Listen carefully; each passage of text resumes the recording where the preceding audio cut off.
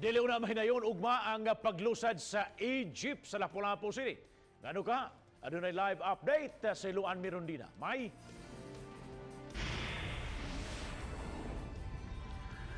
Yes, Bob, di mahinayon ang launching sa Egypt ug mga adlaw, apan ug mga adlaw ipahigayon ang blessing sa napo ka mga Egypt nga kasamtangang anaa karon sa Lapu-lapu City Sports Complex.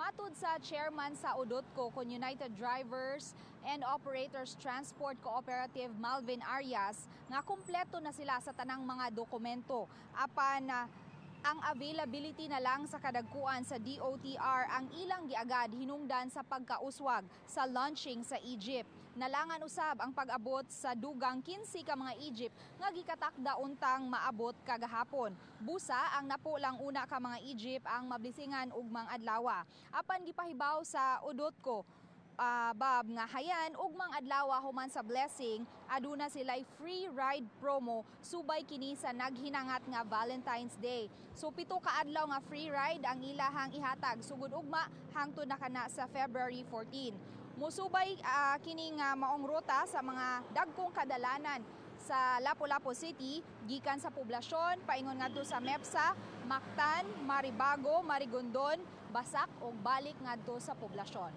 Ug so far, Bob, mao na ang latest nga atong nahipos gikan dinhi sa gawas, Bob. Thank you so much, Mai, sa imong live report.